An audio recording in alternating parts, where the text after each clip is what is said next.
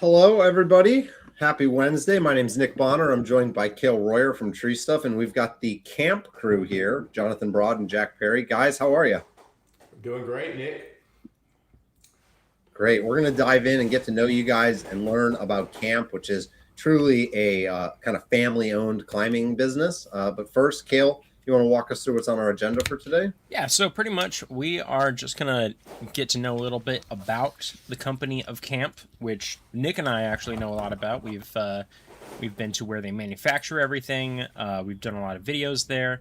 Talk a little bit about their gear innovation that they do, and their the special way that they do manufacturing in Cremona, Italy. We'll go over a section of the website, just talking about some of the products that we have. Try to get some more challengers for Nick's footlocking competition, and then at the end, we are going to give away $100 to 3 people, and then show everyone what the next challenge is to win $100. So, Very exciting. JB, Jack, thank you very much for joining us. Where are you guys coming from today? I'm in Southern Cal, right outside of Long Beach. Awesome. JB, where are you?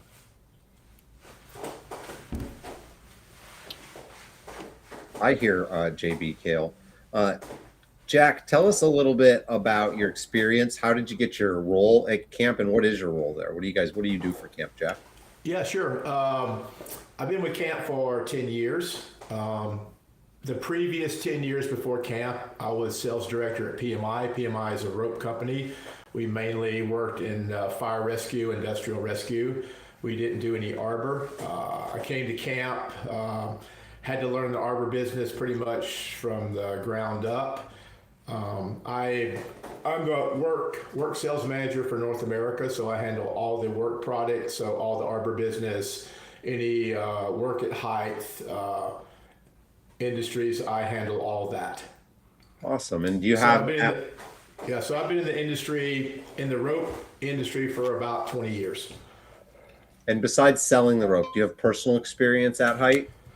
Yeah, I mean, the arbor thing is, I've done a few tree climbs with people. It is really hard and scary when you're only on one rope and things are moving. But I've had probably hundreds of hours in rope rescue training classes, many sprat hours on rope doing sprat techniques. I was sprat level 1, but I let that lapse a couple years ago. If you can't get the hours to get level 2, which you need 500, it's pretty hard to get when you're a sales guy and not a full-time rope technician. So I do a few trainings a year in the rescue industry with some training buddies. We do some training with Marines in Joshua Tree. I do some sprat classes with a buddy down in San Diego and help teach there.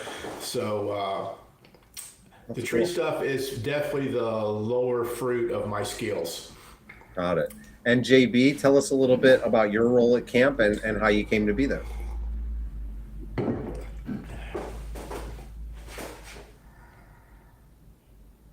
All right, JB, I'm going to need you to refresh your browser and click that link again for me, bud. I don't know what's going on here. I can see you, but cannot hear you on the live return here. One of the things that has struck me about camp over the years is that it really is a people-based organization. And when Cale and I visited Jack, when we visited to Cremona, that was something that we noticed and we documented really well, and we have a ton of different content about it. We're going to cover that in just a second. But JB, I think before Cale ceremoniously kicked you out and back in, you were going to tell us about your time at camp and your role there.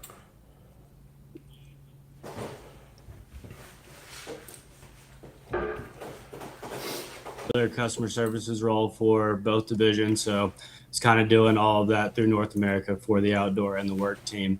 Through that, I started getting more involved on the work division and jumped over to this fully 3 years ago.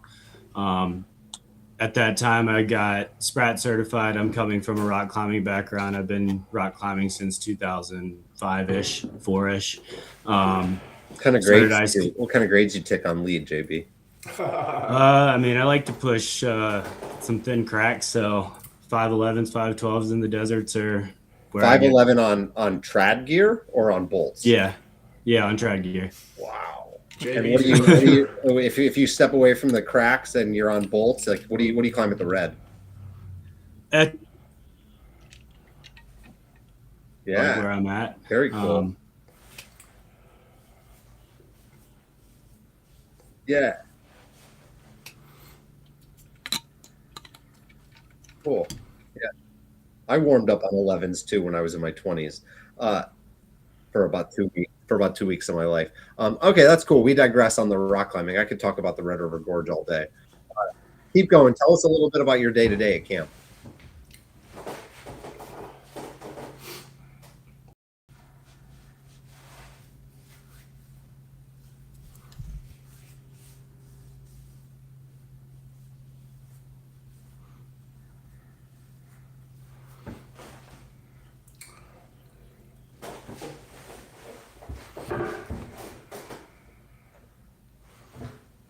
Awesome. And Jack, you've traveled to Permana and you've seen what Kale and I saw when we were there. How would you describe Camp's manufacturing process to someone who maybe doesn't know anything about it? Yeah, I mean, it's something where I've been to Permana probably at least 7 or 8 times. Me and JB will be back there in March for 7 days. It is something I always tell people who are new, who don't really know anything about camp, even people I meet, at the gym or on a bike ride who ask me what I do. I mean, it's a small village up in the mountains, about 2,500 people. Most of the villagers speak a dialect, a Cremonese dialect. It's not real Italian. It's a mixture of Italian and German and Swiss almost, so it doesn't even sound Italian. But we Camp is a company for I'd say probably 100 years.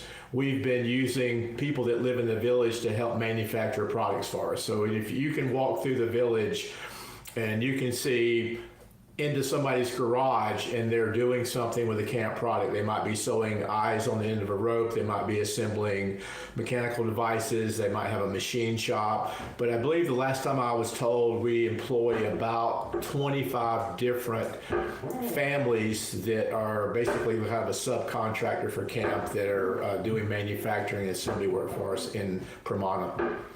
And I heard all this and I believed you, but I didn't believe you, right? Like, and then we got there, and I mean, you see the staircase here, like they're carrying product from one family down that staircase to another family where laser engraving is happening, like under a person's home. They've built a camp workshop, and the whatever the polishing or the assembly is happening in another place, and it really, I don't know about you, Kale, but it really like resonated with me seeing the level of care. Like, these people aren't hiring people off the streets.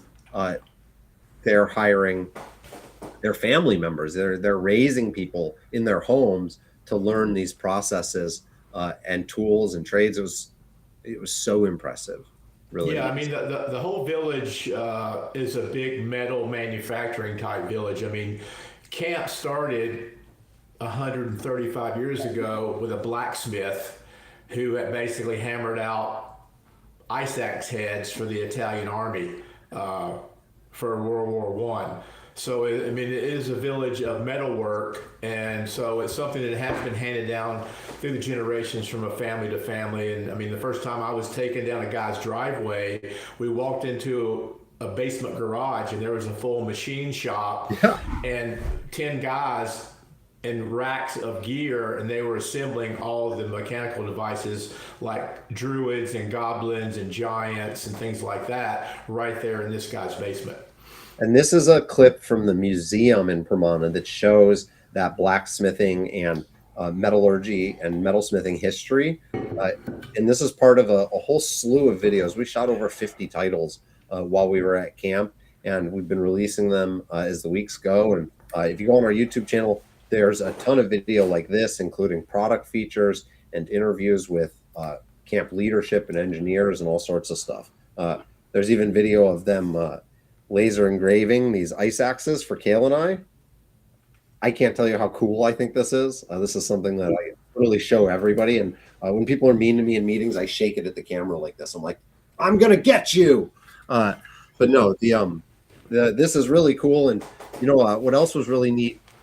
When I did a little travel in Italy after the trip, and I did a bike ride up through the mountains, and I saw all these cows wandering through the mountains, and they were wearing the Primonese bells that are also produced at camp. It was really neat to see all the different types of things that are produced there. And I think that probably leads us to some of the camp product innovation, which we want to talk about next. Kale, you want to show us some of the innovative products that we have on the website, and maybe we can get Jack and JB's input on them. Start with maybe the gyros or something. Go ahead, JB. I'll let you run with this. JB, for some reason your audio's not coming through. Try refreshing that browser again. But so we'll start with Nick's Nick's favorites, which is your the audio. JB is changing in the settings when he's logging in because of his earbuds. He needs to change in the audio settings of the browse client. There we go. Now because of the AirPods. Can you hear me now? Yes, we can hear you now. JB, this is one of Nick's favorites. Can you talk a little bit about the C.A.M.P gyro lanyards? Yeah, the C.A.M.P gyro, we released it about 2 years ago. We've got 3 different models of the gyro. The one you have here on the screen is called the single. We've got that in various lengths from 3.5 up to 7 meter. And yeah, so we've got our proprietary gyro, it's called the G1, as the main swiveling component on that, which adds a lot of versatility within the tool itself. The micro pulley on the bottom has a fully rated becket for 25 kN, so you can attach back into that itself as like a small moving rope system configuration. It is inspectable by taking the bolts out of those off the end of that pulley you see right there. There's 2 bolts. You take that out to replace and inspect the hitch. It's been certified for the Catalyst, Distal, and McCoacon hitch out of the box. That's a CE certification you're saying, JB? Yep, it is a CE certification, yep. And so these have been certified primarily through the CE certification, which means you have to use it as you get it out of the box. You can't replace any of those pieces out of it and use it in a competition or anything like that. The single is the most common one that you see. We have one called the twin, which takes that and cuts it in half basically and doubles it. The one right there where it comes together is the double. So that brings them both from both ends into one master point. And with that double, there's so much configuration you can go and set yourself up with. Single line configuration, connecting back into those beckets off your side Ds. There's a lot of versatility in that one lanyard.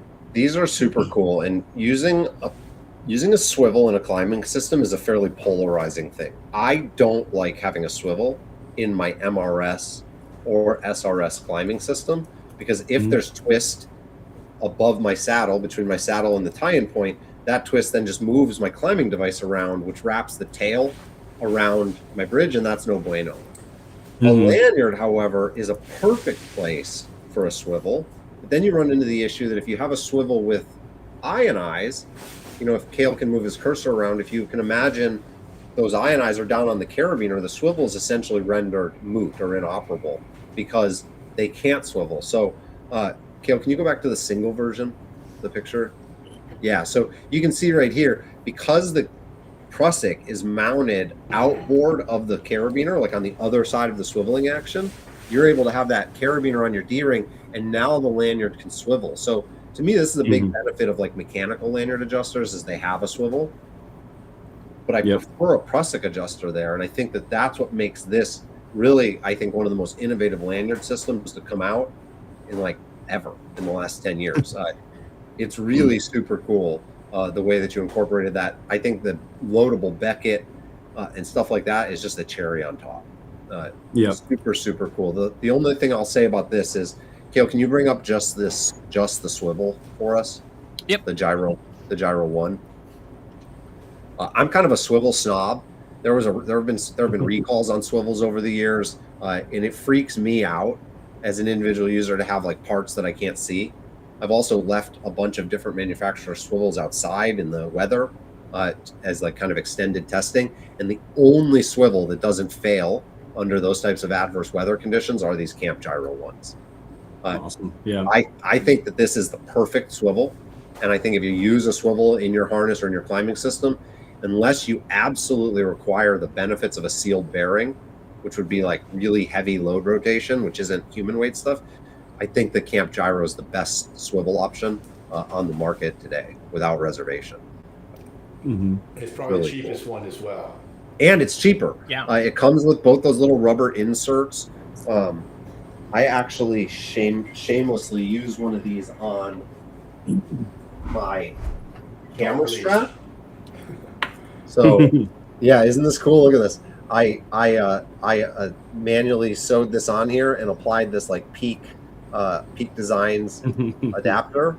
Nice. But I love this. It's very blingy, totally unnecessary, but I use these everywhere. I have them on like really a bunch of things that I probably shouldn't have fancy swivels on, but I like it so much. Anti-rated camera strap. It's great.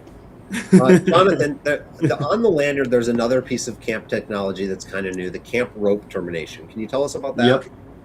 Yeah, the CRT is what we call it. The C.A.M.P or compact rope termination is what that stands for.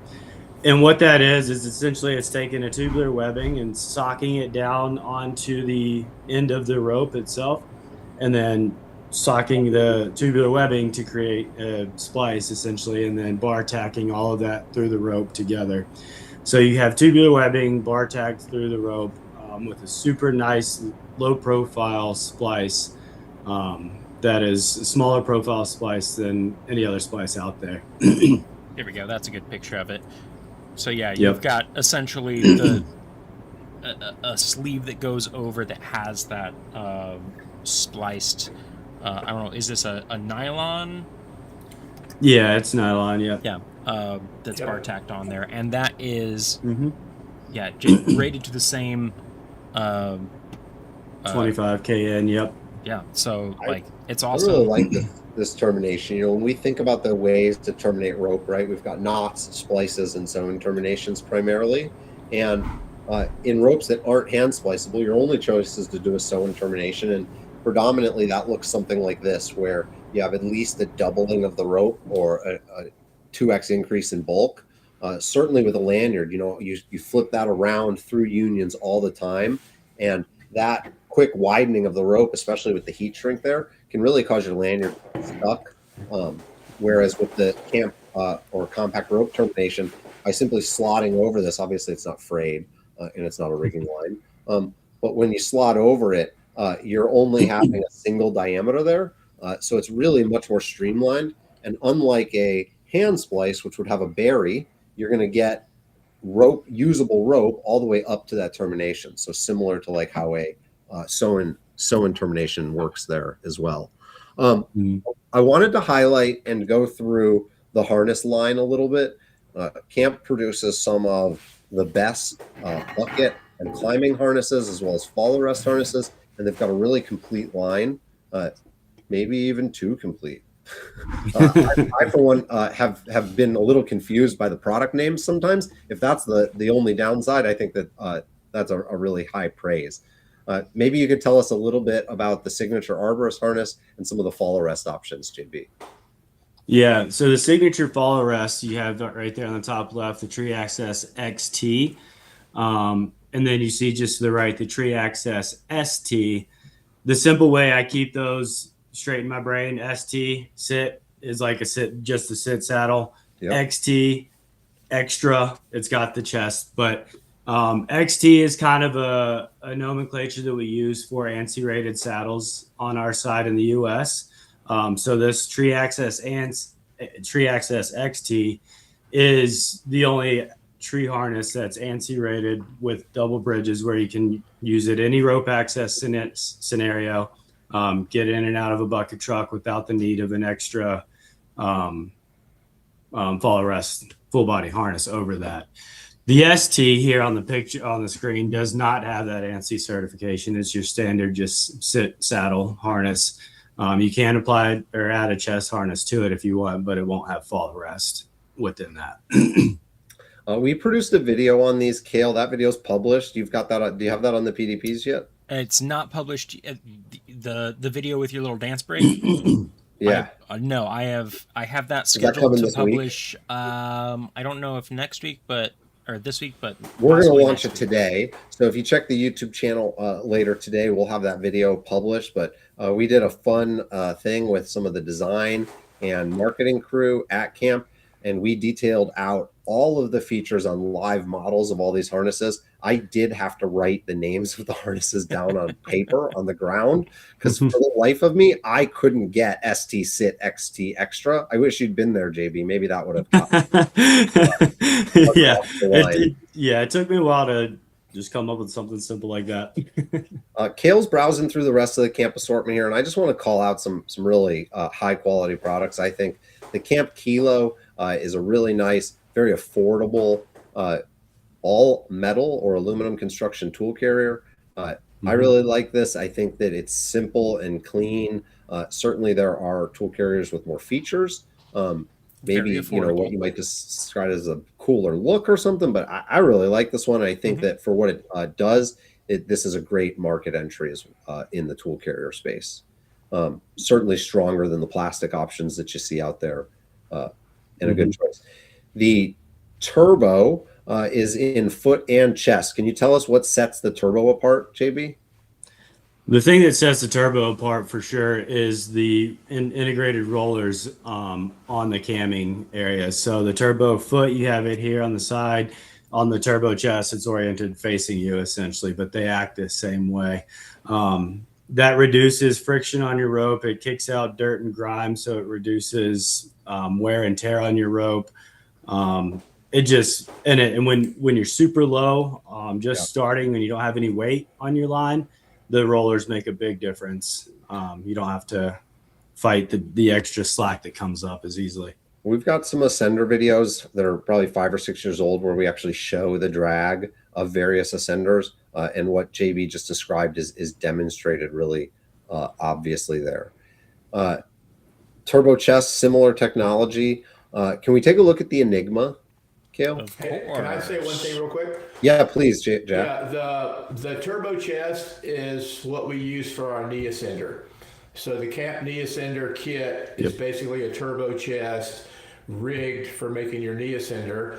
And we made our own because there's so many arborists over the last 10 years who have bought the turbo chest and made their own knee ascender. And there are guys today who are still buying a turbo chest and making their own knee ascender their own way with their own bungees and their own splicing it into the connector to their boot or a foot loop. So the chest is super versatile. You can use it for many things. I feel like I remember getting eaten alive by mosquitoes when I was filming this segment. Do you remember that? Yes, there were a lot of mosquitoes. And then I fell. Remember, I fell down the hill. I'm not sure if that made it into the video, but I definitely. I don't think that did. I do remember it. I definitely fell down this little hill here. This was one of those videos where we were doing it quickly, and I didn't I don't have a Prussic on. Remember, I had to come to the office. Kind of silly.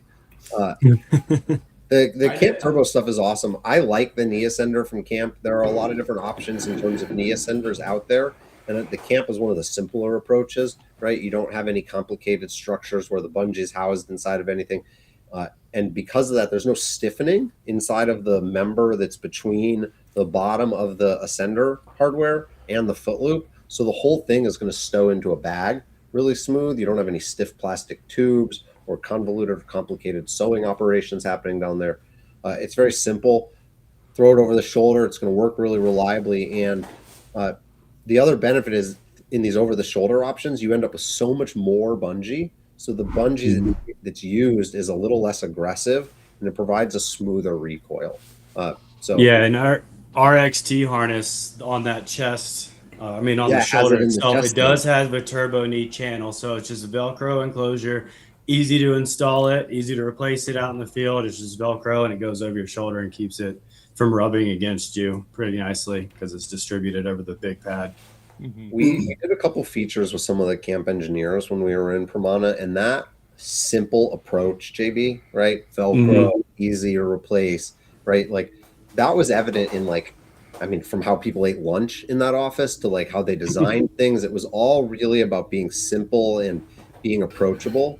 And we really liked that. There was no talk of planned obsolescence. I mean, everything was really very user focused. And that was definitely something that stood out to Cale and I while we were there.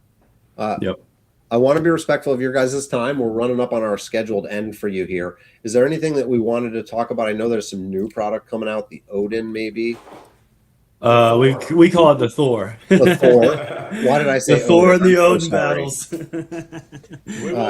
We won't say whose product the Odin is. Well, yeah, you know what? I blame you then for the Greek god name. That's not my fault. I'm sorry. I'm with you, Nick. It gets confusing. Tell us about the Thor multi-directional. The Thor we have releasing this year. It should be available probably around March. And it's really sick. We've got it in black or red color options. It's aluminum body, full 25 kilonewton strength in every direction. So it's an openable ring that's got a nice round profile. It doesn't change width at any points throughout, like at the gate or anything like that. And yeah, we're really excited to have this addition into our line for sure. I saw in the second image there what I think is an interesting application. I think a lot of people think of opening rings as simply a replacement for a ring. And I want to think about it as a replacement for a carabiner, which is what you've shown here, right? So like this would normally be a carabiner connection, but it is semi-permanent. You're setting it and forgetting it, leaving it on there. So you're able to do this with a piece of hardware that doesn't have any axis loading restrictions, is shorter and smaller than a carabiner, and can't become opened accidentally, right? We're Loctited shut. Right. So there's all this peace of mind as we think about rescue systems, or in the case of what we're showing here, a decelerator pack or confined space, mechanical advantage, anywhere you might need a connector. Sometimes the difference of, a 2.5 inch or 3.5 inch carabiner body versus an 1.5 inch tall ring, that could be a big difference. You think about that on top and bottom. Now suddenly you're doubling that, maybe tripling it. So there's an opportunity to save a lot of length, which directly impacts things like sit back, dynamic forces, arresting, all sorts of stuff like that. So these are really cool. Like everything that C.A.M.P makes, very high quality, produced in Permana and at an affordable price. I really want to stress, I think everything that C.A.M.P makes is really well priced. Yeah, and that's not to say that it's not good or not the best. It's just that it's priced in a way that's not greedy. You go and you look at the team and the people in Permana, right? Family-owned business. They've got that speaks to a lot of that. Yeah. So very high quality stuff at very approachable prices. And honestly, some of the most innovative stuff coming from, a brand that's not the biggest brand in the space. So if C.A.M.P's not on your radar, it should be for sure. Also one of the older brands. Yeah, we started in 1889 in Permana, Italy, still there. Yeah, really cool. Well, thank you guys for joining us. Anything else you want to leave us with? Thanks for having us. No, we greatly appreciate it, Nick and Cale. Yeah, I'm there at the office. If you call up, you'll probably talk to me. So if you have any questions, give us a call. Shoot us an email. That comes to me. Jack and John, if I don't have the answer, I'll get Jack and Italy involved. Thanks so much for joining us today. The entire assortment of C.A.M.P products is available on TreeStuff.com.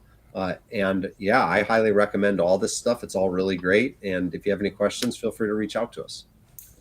Hey, thanks again, TreeStuff. Thank y'all. Thanks, guys. We can't actually kick you out, so you have to close your windows. Yeah, you kind of have to do it on your own. Really enjoyed our time in Permana. There's just a ton of video content about camp. You can Oh, find that on the product display pages for camp or on our YouTube channel just by searching camp. So definitely check that stuff out. And you can learn all about the people and processes at Camp Italy. Mm-hmm. Yeah. Product talk. You want to go ahead and spin a wheel? Yeah, sure. Do you All want to right. do the product talk this week, Kill? Oh, I mean, Or it do you want? depends on I'll what do it it. is. I'll I do don't. it. That's fine. We'll see. Most of my experience is from doing let's see. Oh, micro pulleys. Well, we were just on this. I can talk about micro I know you pulleys. can talk about micro pulleys for a while. So when we think about pulleys, a pulley is a simple machine that redirects force. And it does that through a rotational wheel and an axle. Pulleys have efficiency, which relates to the amount of force that is translated. Most pulleys are in the 85 to 100% efficiency range today. Pulleys with bearings in them are more efficient than pulleys with a bushing. If you think of a bushing, you have a piece of metal or plastic, even sometimes, not in any of the life support stuff, but you have a tube, and then you have another tube that rests on top of that. And usually there's like a low friction metal, like brass or something inside of there. And it's simply just turning on the bushing. That's a bushing. Those are less efficient than bearings. Bearings, and if you're like me, your Instagram feed is full of like people popping bearings in and then spinning them. I don't know how I see that stuff, but I do. A ball bearing or a sealed bearing is essentially that same type of ring with little balls inside of it. And as the outer ring rotates on the inner ring, those balls or spheres spin in any direction they want. They often have some type of sealed lubricant or grease inside of them. And that's what gives you like your fidget spinner, and something spins really fast. A pulley with a bearing in it is going to be more efficient than a pulley without. Yeah. In my experience, pulley efficiency is not linear. A 97% pulley is a lot better than a 90% pulley. So, the math on that, you might have to contact somebody else for, but I will say that a bearing pulley, if you're doing any kind of lifting or hoisting, is going to be necessary. If it's not, then a bearing isn't as necessary. When we think about micro pulleys, we're specifically talking about a pulley that, and I'll just throw this out there, is smaller than your hand. Yeah. Unless you have a much smaller hand than me. When we think about micro pulleys, the common types are going to be swinging side plate and fixed side plate. So the notch pulley in the top left there is a swinging side plate. So you're going to see the side plates swing like this, which is going to allow entry of the rope. And then when you turn it sideways, a hole in the side plate is going to allow a carabiner to join those two side plates together. You see single, double, triple hole attachment pulleys under various branding within swinging side plate. When we think about fixed, let's look at that Petzl Fix one up. That's the most common type of fixed side plate pulley. There's really nothing special about these. A carabiner goes inside of it, and that's how you get the rope in and out, is by taking the carabiner out. There are compression issues with these. You can't put a soft good through the eyes of a fixed side plate pulley because that soft good or rope will compress and bend the side plates together. The Pinto pulleys have a spacer that goes inside of them and rope-friendly edges, so you can add a spacer and then put a soft good through there, tie a knot or a rope splice or something like that. A little bit of a price difference there, though. Yeah, they're much more expensive. We also see some fancier, what we consider specialty micro pulleys, like the Rock Exotica versions that have gated entries that operate with a button. You'll see this from SMC or C.A.M.P. Yeah, CMC. Rock Exotica, even Petzl has some with buttons on them. Do you like buttons? If you do, you'll like that. If you don't like buttons, maybe you won't like that. The other place where you really see ubiquitous micro pulleys is in Mechanical Advantage, set of fours, right? Or 2-to-1, 3-to-1, 5-to-1s. And what you'll see there are dual mounted sheaves side by side that allow for racking of a rope to build various Mechanical Advantage setups. Another feature you might see in micro pulleys are the integration of carabiner gates, like in the revolver rig, or the DMM revolver. Petzl has some options that also have pulleys in them. And you might even classify like the C.A.M.P Tethys as a type of micro pulley. I'm not sure they're in our micro pulley category, but those are for like slide lines and Don't know if I spelled it TETH. Teth. I might be saying it wrong. Just go back to that C.A.M.P page and you'll find them.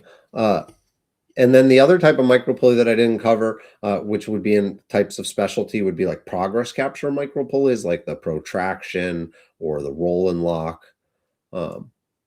Sorry, see the Dryad and Dryad. What's this one called on the right? The Janus. Mm-hmm. So yeah, I mean, those are a little bigger than micro pulleys are traditionally, but if you're building mechanical advantage or slide line kits, both of these options from C.A.M.P are really nice. I especially like the Janus because you see how it has a built-in rigging plate as well as a load-rated Beckett and the double pulleys. Yeah, if you're looking for kind of a do-it-all micro pulley, this would be the one. Yeah. Whew, that was a major micro pulley dump. We should call them major pulleys. Yeah. Are there any questions from the chat or from the audience about micro pulleys? Does anybody have a favorite micro pulley? I don't have any right now. We've got a little bit of a delay, so we'll see in a minute if anybody has any questions about micro pulleys or favorites. But you have gone somewhere and done something recently, haven't you, Nick?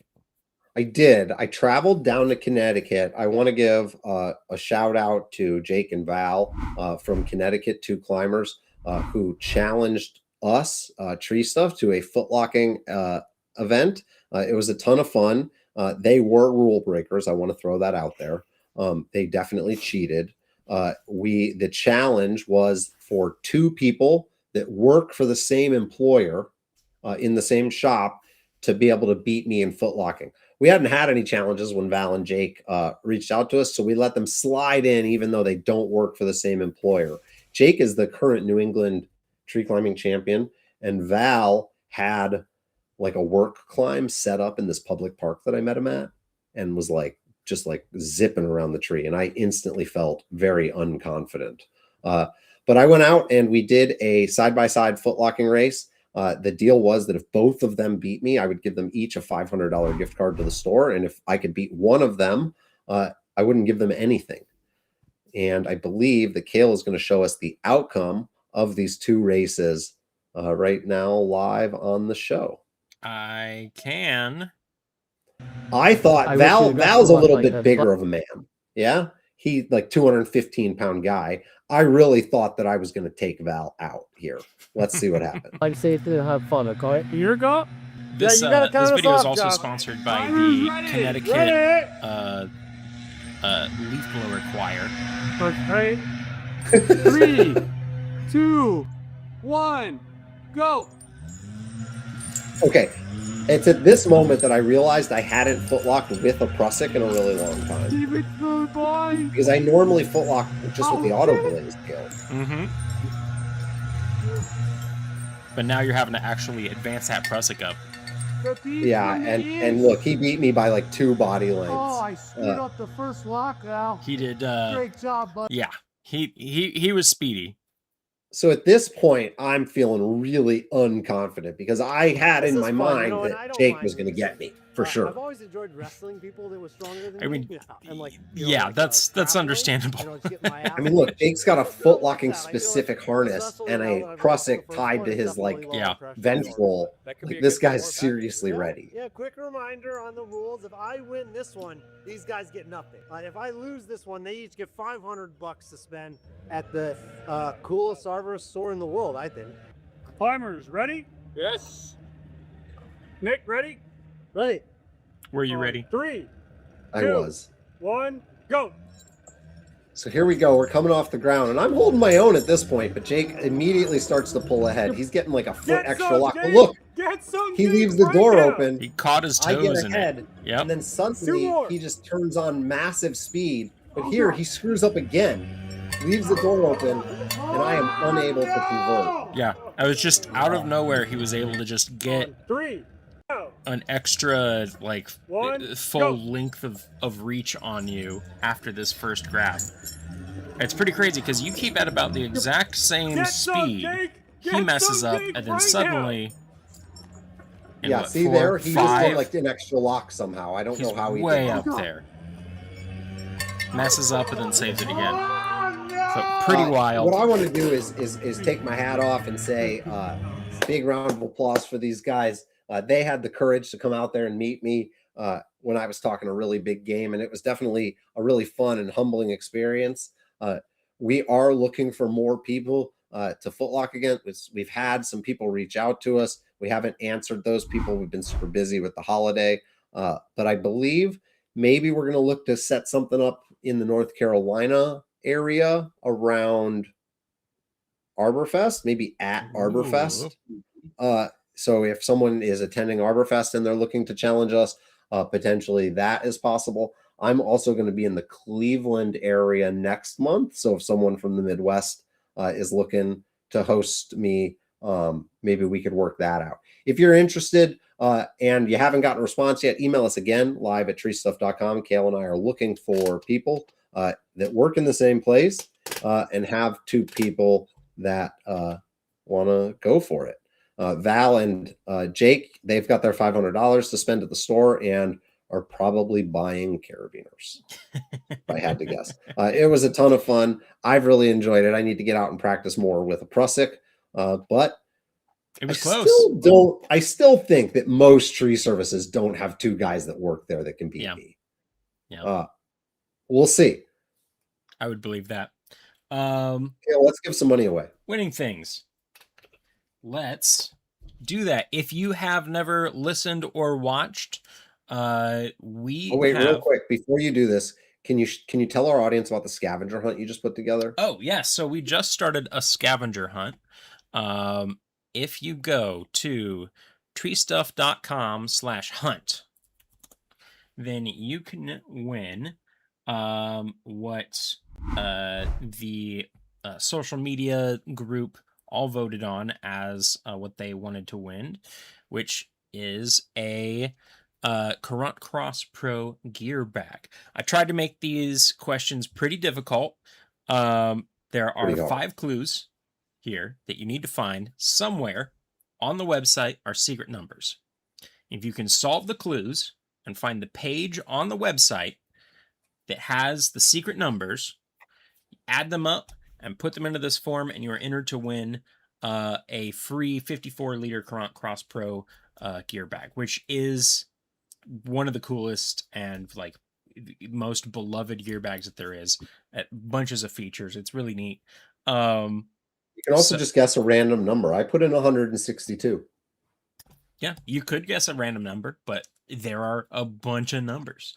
So there are a lot of random numbers. Yeah, it could be anything. Check out treestuff.com/hunt for an opportunity to participate in the scavenger hunting season over the next month and potentially win a prize. But if you'd like to win something this week, we've got treestuff.com/win for our weekly prize giveaway, and Kale is going to tell us about it right now. Yes. So last week we had a Magic Eye image. This week we have a Where's Waldo image. So treestuff.com/win. If you can figure out what is in the Where's Waldo image, that is a piece of arborist equipment, and you put it into the little form here, just like what it is, what the. Do they have to find the product detail page for it, or just the name of the product? Just find the name of the product.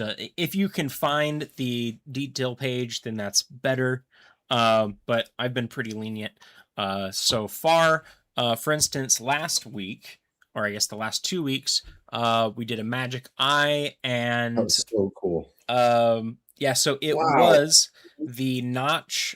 Where are we here? It was the Notch Porter Wrap.